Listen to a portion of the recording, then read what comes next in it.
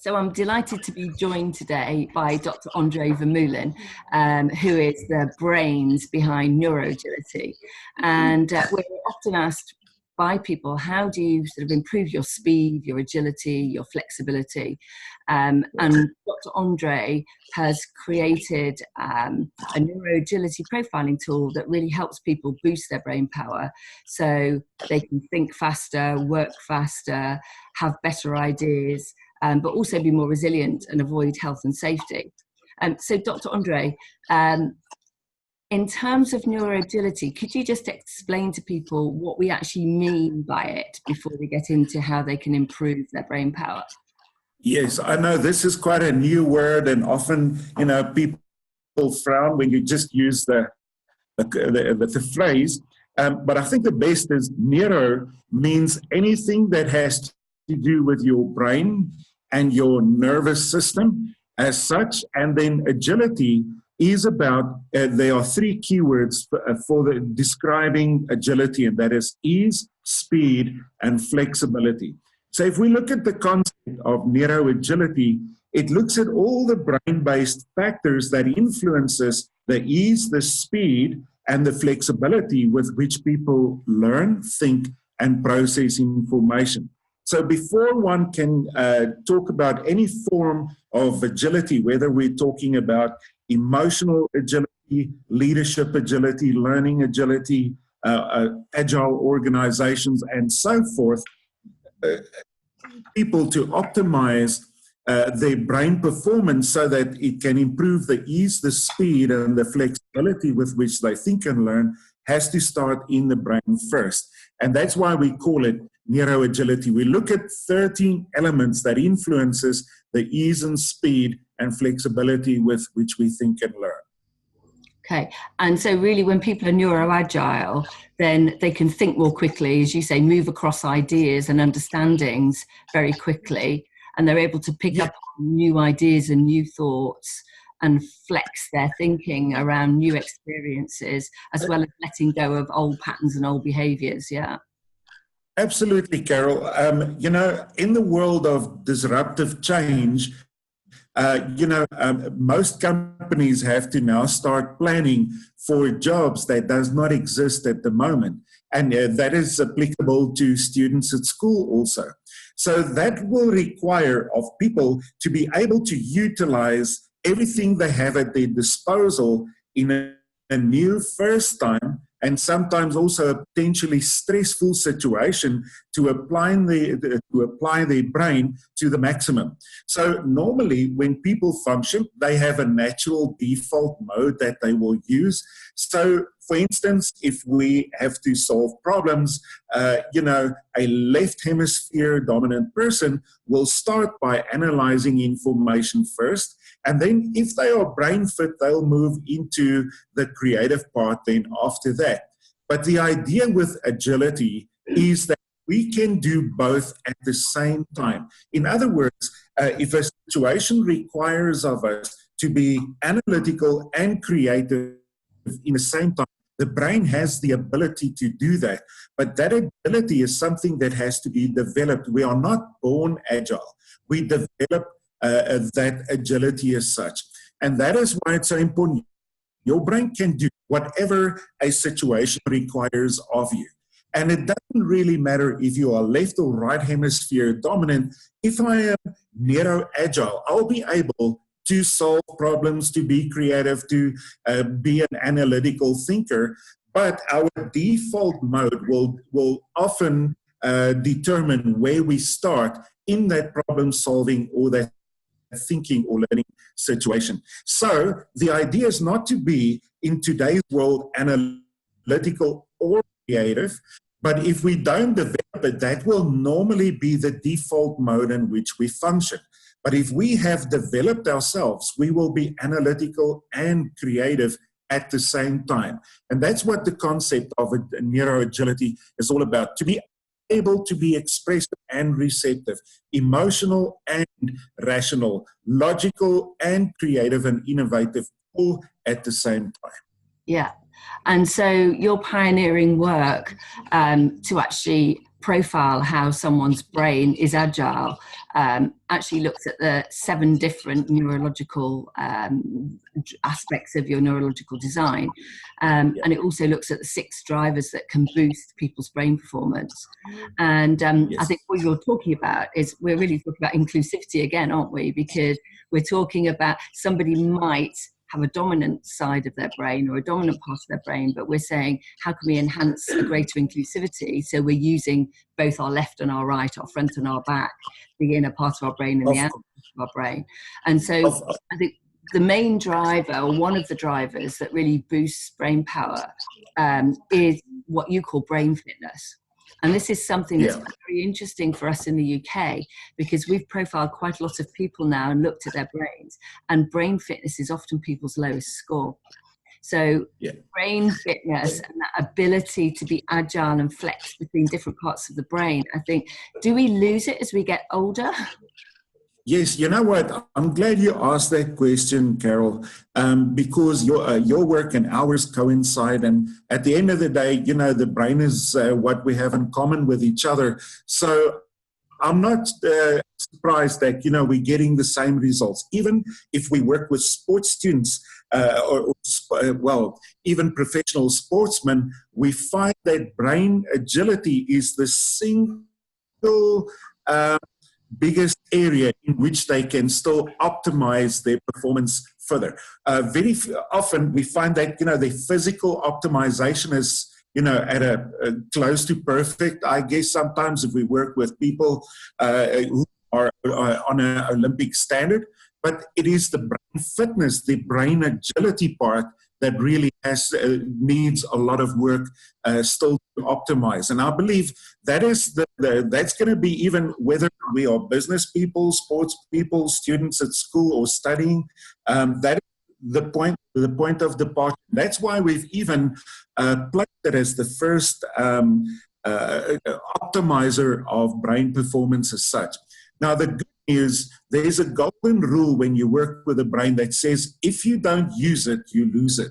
But if you use it, you will not lose it. And this is the good news, even for people like me who's entering, you know, the latter stages of my life. You know, the good thing is, when we keep on flexing mental muscle, it improves. So your brain is a progressive organ.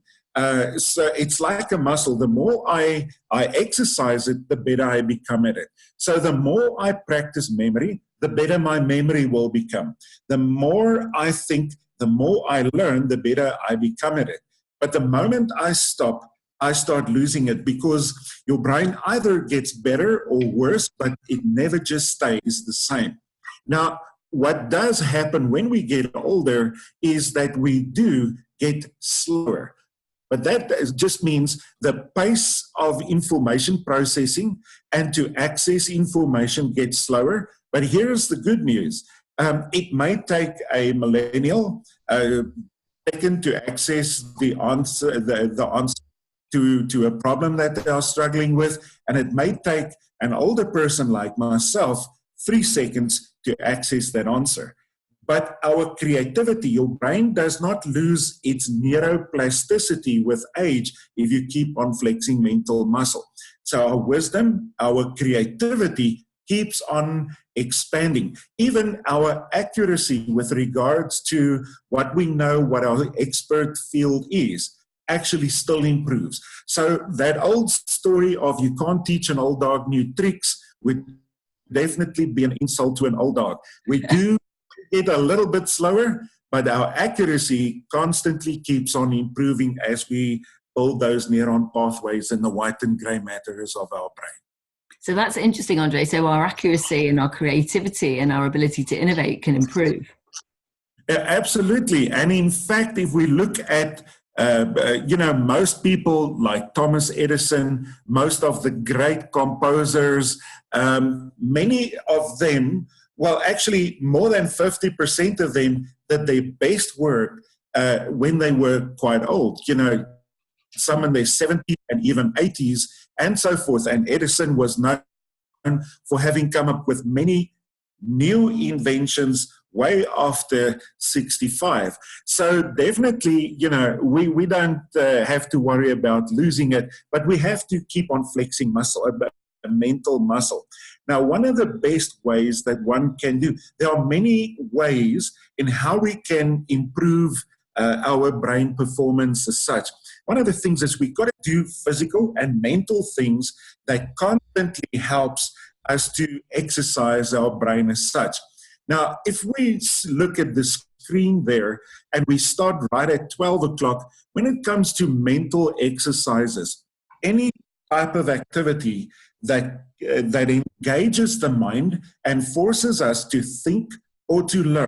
In other words, if we have to solve problems, whenever we are studying further, whenever it's even fun things, entertaining things like puzzles that you like to solve, like word puzzles and picture puzzles. But you have to apply your mind, you have to think in order to do that, will stimulate the forming of neuron pathways in your brain. So that's why even when the old dogs get older, their mind has to stay busy with things they enjoy, like, word puzzles, picture puzzles, reading, maybe even studying further. But very often, the more we struggle with learning, we have to understand humans learn through mistakes, and mistakes are actually teachers that help us improve who we are.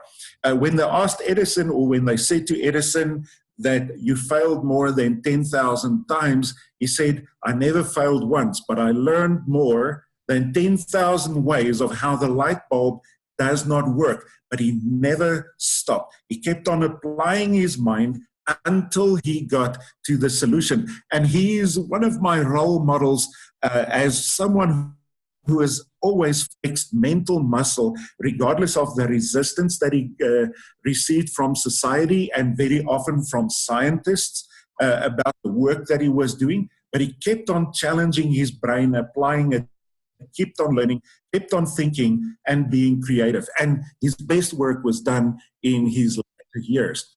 Now, when we move to round about 2 o'clock, in that block, it talks about cerebrospinal fluid circulation. And these are the fluids that circulate around your brain and has a big impact on your ability to concentrate, to focus. And what beautifully complements cerebrospinal functioning is when people do normal stretching-related activities. And exactly that. I mean, you're actually one of those people who's a fantastic example of doing exactly that. But Pilates and, any form of stretching. In fact, as we get older, they suggest that if there's one type of movement that should not reduce in our lifestyles, it's our ability to constantly keep on doing stretching related exercises, stretching the arms, stretching your neck, and then stretching the legs as such. But that the moment, I mean, we wake up in the morning, one of the first things we do is stretching. But that stretching is not to stretch just the muscle. Of course, it is about that as well. But that activates the circulation of cerebrospinal fluids, and that is when our alertness starts increasing after we had a sleep. So stretching between 3.5 to 5 minutes a day is something that should happen, at least once a day, but preferably actually 3 times a day, in the morning, during the day as necessary, and then even in the afternoons. So even if recently you've worked a desk-based job, Andre, making sure that you're taking time to stretch, stretch your neck, Absolutely. your arms, get up, walk to the photocopier, get yourself a glass of water. All those movements are important. Very, very, very important, except for getting your normal daily exercise, you should move to the equivalent of about 3 to 4 kilometers throughout the day for your brain to get the benefits of stretching and movement and the cerebrospinal circulation. So definitely so. During the day, when I was in Japan recently, what I loved there that I saw is office workers will, the moment that they take a break, they will not run to the coffee machine. They put their water, they'll stand up, put their arms against the wall, and start stretching the backs of their legs, and then their arms, and then their necks. And I think their culture just naturally complements, stretching and movement as such. Very often in Tokyo in the morning on the rooftops, you'll see people doing related movement activities, but it's about combining breathing with movement and with stretching related activities. And those activities energizes the brain and improves focus. And I think part of why the Western world has experienced difficulty with competing with some of the Eastern cultures in terms of productivity and how they get done in a day is naturally, I think their culture just makes them aware of eating healthy, drinking a lot of water, doing a lot of breathing exercises, a lot of stretching, because all these karate or martial arts related activities are also good brain agility exercises. Yeah. Their culture is a very brain structure, and I think that's why it works so well. And so I know when we go, you talk a lot about brain states and mental exercises. Can you tell us a little bit about the electrical activity of the brain and what happens when we are stimulating our brain? Yes. So it's about the rhythmic firing of your brain, of your electrochemical impulses, and that will trigger your parasympathetic or the sympathetic nervous system. Now, that's the areas in the deeper brain that regulates your relaxation or your whether you get become alert and become more. Those areas trigger certain brainwave rhythms. Now, when we're in that gamma state, it's that state of optimized performance and focus to get something done. But normally, we are most people who would be listening to this will most probably be in a beta state. Mind is still focused on more performance and getting things done. But our alpha state is a state where your brainwave rhythms are more in harmony with each other on the left and right hemispheres. And when you have, it's what we refer to as the mental integrative state.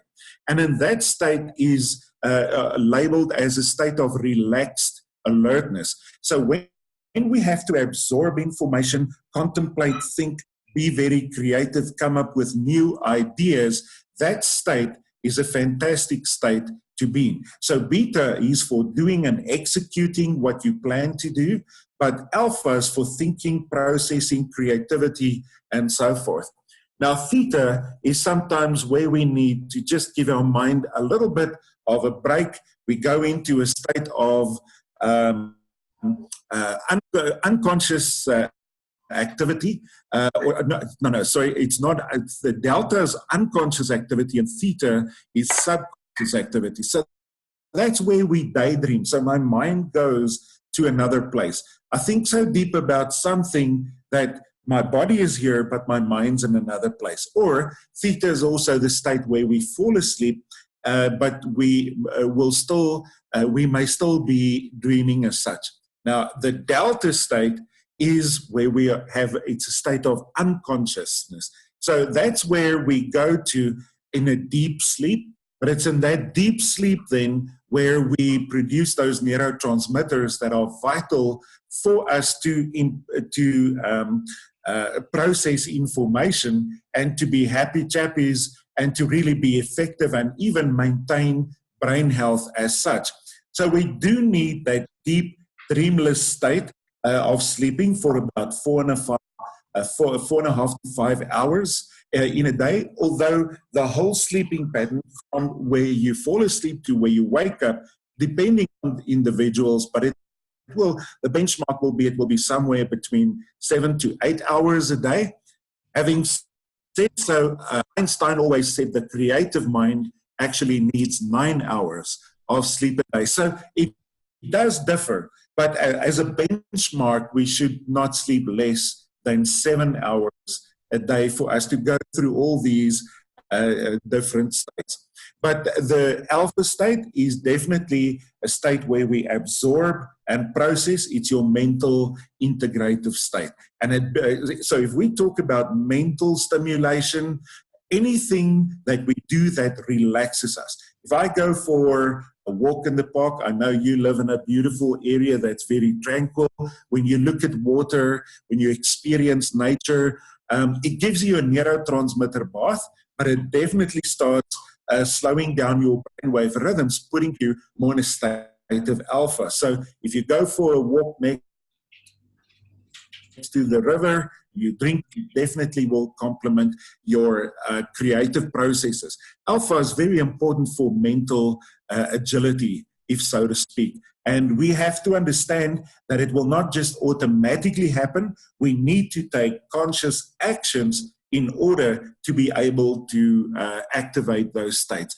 And anything, is it possible, Andre, is it possible to activate alpha states when people are at work? So if you have to go to a brainstorming session or you need to be creative or more strategic, what do you recommend specifically to help people boost that alpha state?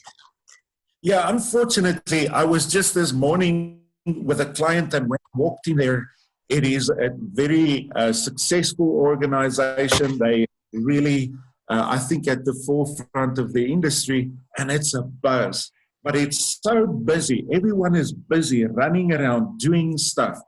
Now, that's going to be the challenge. In that same environment, when it comes to things like a brainstorming session, you need to create an environment that will trigger your brain to go into a creative state.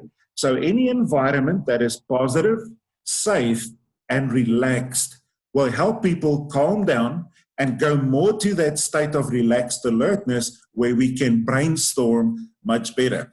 You know, so obviously the leader needs to have a relaxing impact on people rather than, you know, come people, what are the answers, you know, not pushing them and almost putting them in a stressed state to come up with solutions, but creating an environment that will allow a natural creative process to start. And that is alpha state. But that means there are 3 keywords always for that environment. The environment has to be positive, so that leaders approach and whoever is there needs to make a decision that this is a constructive process and we are all good.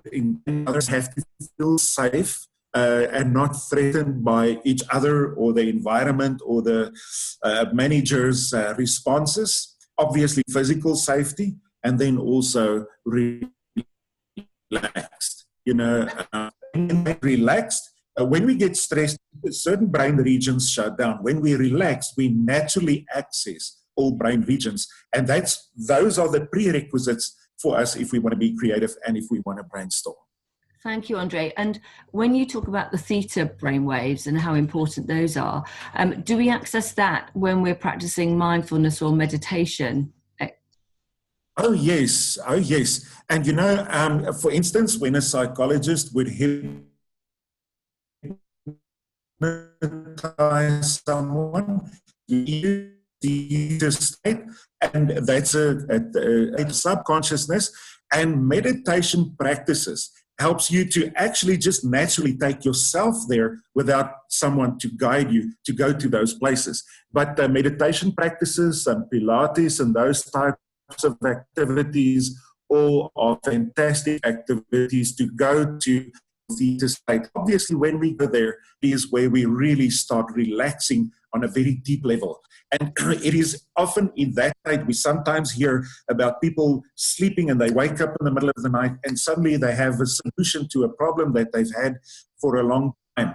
And that's where the mind and the subconscious starts looking at possibilities, and eventually it just kicks out that solution that you need. But it's been processing all the time, and theta state is a very important prerequisite for the aha experience. Thank you, Andre. I think we all want as many aha experiences as we can in our life, in our work. And so getting back into the brain fitness and how we get our brains fitter. I know you spoke quite a bit about, the benefits of exercises, but can you tell us about some very specific things that we can do to help people become more brain fit? Because I do think it's quite a chronic problem in the UK. Yes, absolutely. You know what? I think it is just a problem all over. I work in the first world and the third world, and everyone, I think, need these activities. It's not just some groups or some cultures. I think life and disruptive change on the planet impacts us all profoundly in different ways, but we all still need those activities. Now, when we look specifically at this slide here, it is about where people sit and they cross their legs. And as you're looking there at me and I extend my hands like this, I put my thumbs down and I just cross my arms like this, bring them in, or I can literally even just cross my arms like this. But with simple activities like this, we refer to as hookups. But these hookups helps us. These are some simple conscious activities that you can do to get your brain into alpha state. Now, specifically, when we look at those bullets that you have on the slide, hookups help us to get into alpha state, starting to deliberately slow down your breathing deeper and slower. After about 2 minutes or so, the brain will also go into alpha state. When we do progressive muscle relaxation exercises, it also activates the parasympathetic nervous system, the area of the brain that helps us to relax. And that will then trigger your alpha state. Now, you'll see sometimes when people think, naturally their eyes may move up for a while and it may stay there. But it's a simple action that also helps to activate your alpha state as such.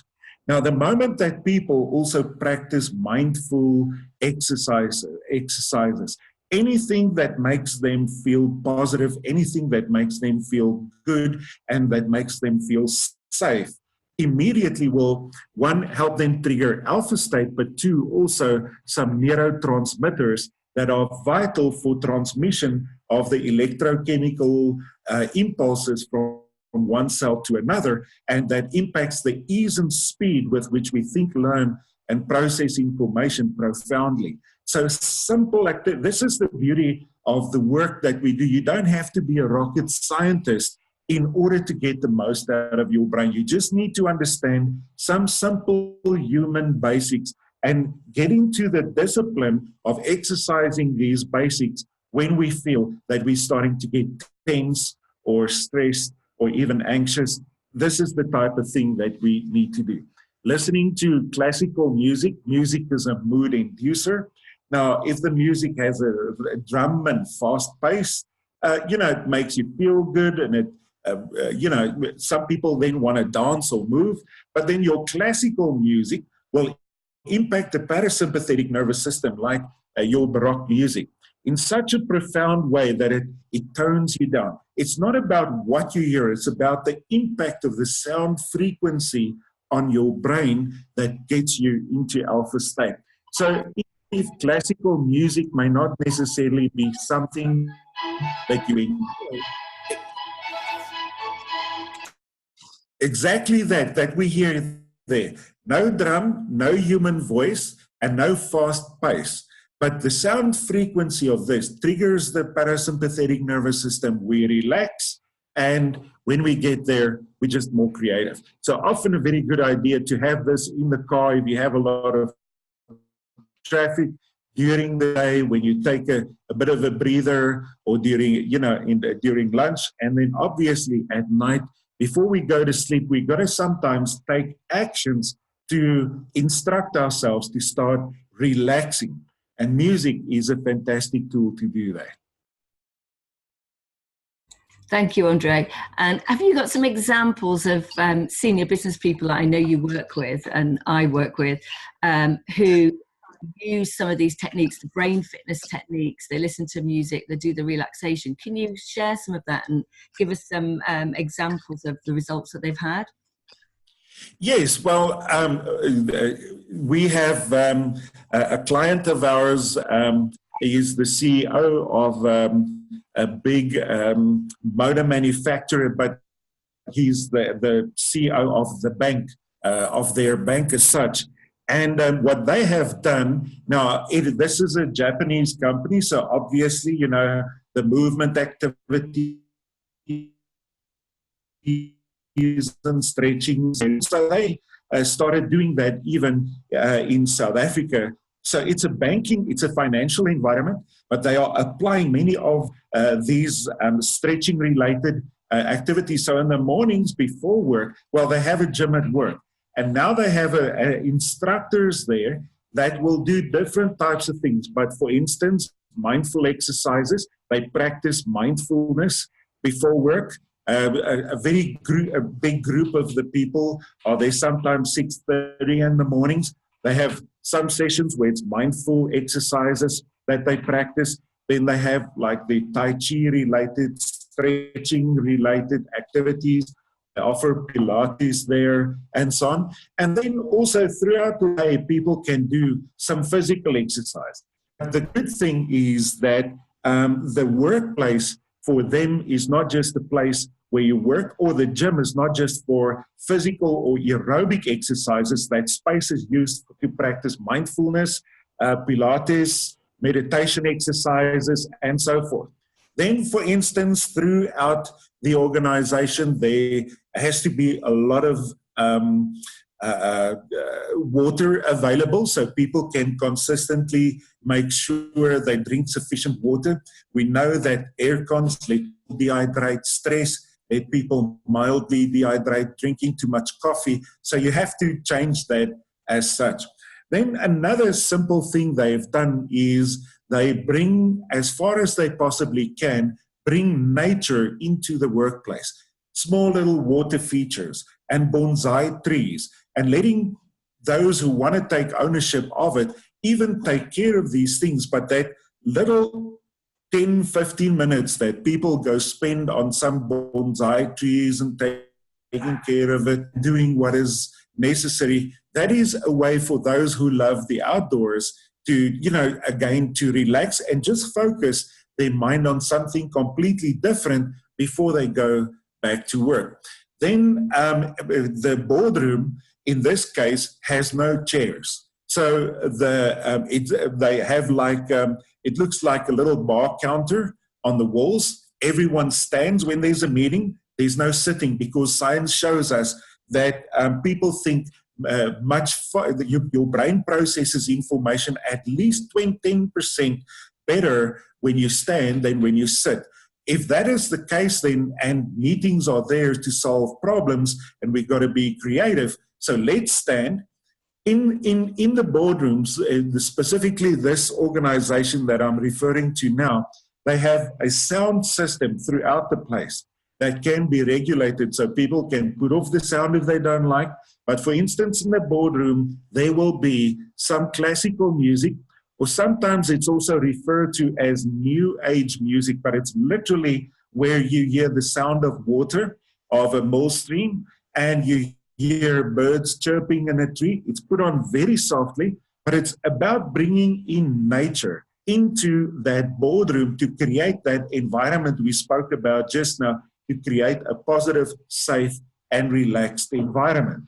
Also, for the 30 minutes, 40 minutes, they take a break, and it's either a stretch break or sometimes like a brain fitness break, where they do some of these simple finger aerobic activities or brain fitness activities to just switch on, go get some water again, and so forth. So there are so many simple, practical things that can be done. For instance, it is a practice for them before they start a meeting that someone has to share like a joke or something very positive. But when people laugh, their brain goes into alpha state. So if there's some brain teaser, something that's fun for people to do, for instance, this exercise that people do here, where, you raise your left hand when you count to 3, this particular exercise always gets people energized, gets them laughing, but gets them sort of tuned into what is at hand. The neurotransmitters are flowing, they're laughing, brain is in alpha state, so let's do some problem solving or creativity here. So thousands of things that one can do if we're just creative. So on that note, and just hearing about that company, I know there's some great companies that we work with here that are on that path of really boosting people's brains on lots of levels.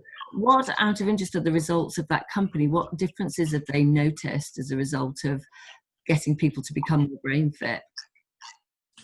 Well, it often different organizations look at results in different ways. But in this particular company, we're talking about people for whom productivity is everything. You need to be as effective as you possibly can. Now, this organization uses a tool called the Organizational Climate Assessment, which measures the interventions that they are busy with there. For instance, like if we have a whole Neuro-agility training there, then they do the training with employees and they do an OCA. Now, this Organizational Climate Assessment is done by them, not by us. And it's just a neutral way of saying, but is this really working for them? So in the first place, the OCA says the way that in this particular organization, if they get a result of 3.1%, it says they're getting a return on investment. This activity is impacting bottom line. At the moment, the assessment tells us they're getting an 8.9%. In other words, it is giving them much more than bottom line. So, for instance, even where economies are sometimes stretched and there's not always, unfortunately, people often cut on development budgets when things get tight business-wise, they realize that this intervention improves money in their pocket. So even during difficult times, these interventions keep on running to make sure it complements developing productive people. But then there are other ways also.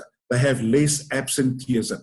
They have less accidents, depending on the nature of the businesses that you work with. But people in manufacturing, people in mining industries, where you have to monitor the amount of incidents or accidents or absenteeism, there's a significant difference. For instance, they have had millions of accident-free hours in the factory, which is a good thing. It means our people are not getting hurt, they're not getting killed. And I mean that in itself.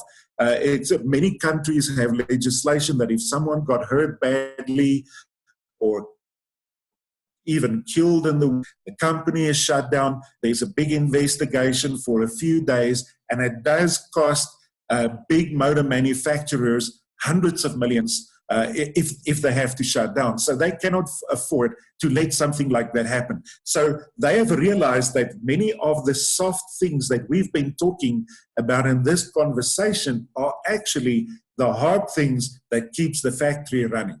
And that's why they're keeping on doing it and promoting awareness about these activities. Yeah.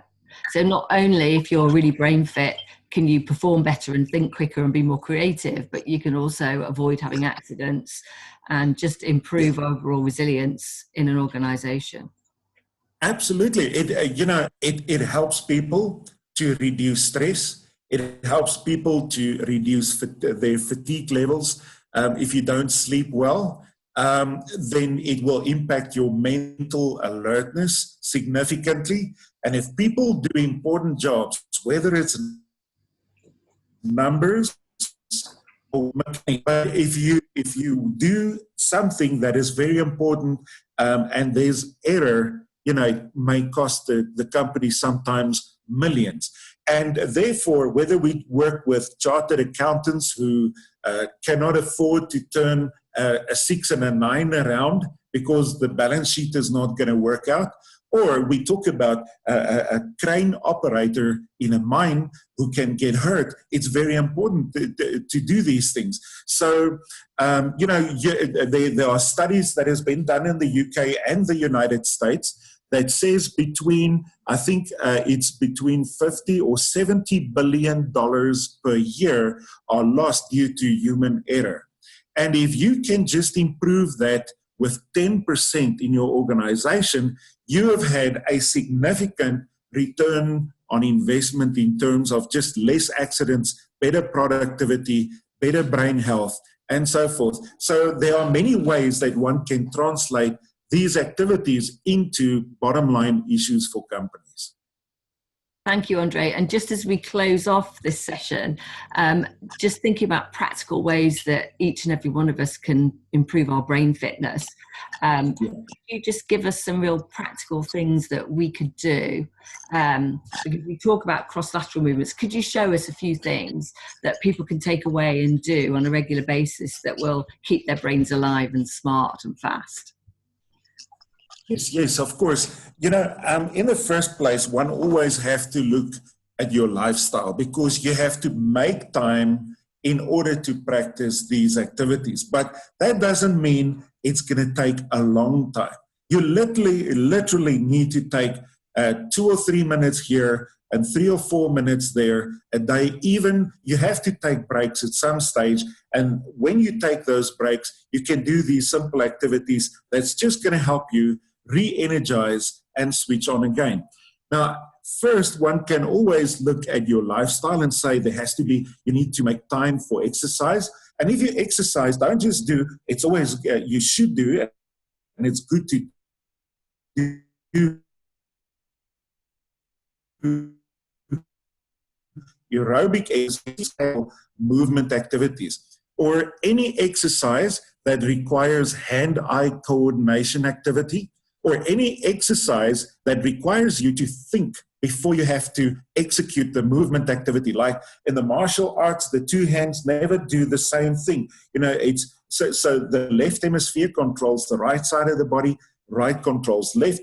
But if these hands and body do different things, you are exercising your brain. So playing chess is a fun thing, but it gives your brain a mental workout. Playing a musical instrument is a very powerful brain workout as such. Then sport activities like dancing, playing, any type of sport activity that requires you to not just execute gross motor, big movements, but also fine coordinated movements where you must think what you must do, like the martial arts, is always a very good thing. But there are many studies that soccer and tennis and ice hockey, these sports all will have a very positive impact as long as you work with something that happens in the middle 60 degrees of your visual field, because that requires you to use both hemispheres simultaneously. But then when I sit behind my desk, simple movements like the cross-lateral movement activity here. And then we also have a whole sequence of finger aerobic movements.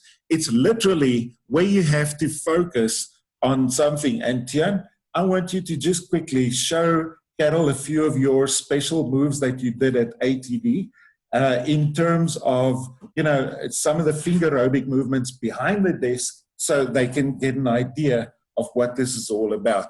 Now, when doing this, it will not require a lot of exercise. You need to do about 50, maybe more if you want to, but about 50 exercises 3 times a day. The idea here would be to do this regularly. It's not about the volume, but the consistency with which you do this frequently every day. So Tian will quickly just show you some of his activities that he did at the ATD conference and exposition a while ago. Yes, so one of the activities that you can do is we all have a understanding, or those that are practitioners have an understanding of the one that we clap. One hand goes to the nose, and we do a crossover, and one goes to the ear, and we clap again, but we cross over to the other side. So we have to keep on doing this until there's no hesitation or difficulty in this exercise. Now, once you've already got the hang of this one, another one that you can use can try is you put your thumb up in the one hand and you point to the side with the other hand, and then you have to switch it over. But remember, this thumb has to stay down. Automatically, this thumb will try to stay up, but we need to keep it down. So you'll start getting the hang of it. And as you get the hang of it, you can start going faster and faster and faster. Now, there's some other activities that you can also try. One of these, we call this one the finger mathematics. So you put up the one hand here with 5 fingers and you point to that hand. Then you subtract a finger while you cross over to the other hand. So now it becomes, so you go to 3, then 2, then 1. You go to 5 again, and 4, and 3, and 2, and 1. So you keep on doing this until you get these activities right. Another activity that you can also do is you place your fists together and you move your one thumb of let's say of your right hand and the pinky of your left hand together in a specific direction, let's say right. Then we have to move them both together. Now it's going to naturally feel that you want to do this and move the pinky and the thumb together, but we need to move or the pinkies together or the thumb together, but we need to move the pinky and the thumb, and then on the other side the pinky and the thumb. And try to practice these, as it helps to integrate both of the hemispheres to increase the brain fitness. And it's quite fun, and it gives you a little bit of something to laugh at in your sessions or in the times that you take a break with all the people that's around you, and you ask them to do these activities. Everyone starts to engage, and everyone loves doing these activities. So, and it's actually, once you get the hang of it, it really becomes quite easy. But remember that if you do get the hang of these activities, you need to move on to the next more challenging activity to stimulate both hemispheres working at the same time. Thank you, Tian. And out of interest, how fit is your brain? Because are you 100% yet on brain fitness? Well, yes. Now that I'm doing the post-evaluation, yes. With all these activities, doing them, well, I need to be 100%. I have to show these activities to everyone, so I need to practice them every day. But it has become second nature. There's one that I still struggle with, and that's doing a number 1 with a one hand and writing the number A with another hand, and then going to 2 and trying to do a B with the other hand. So that really is still something that I need to work on, but I'm getting there. Thank you very much. That was very inspiring. And I think if we can help spread this to the world and help more people be neuro-agile so they can do things quicker, be more creative and enjoy their lives, then we'll be making a difference. So Andre, thank you very much. And Tian, thank you very much. And here's to becoming more neuro-agile. Thank you for having us, Carol.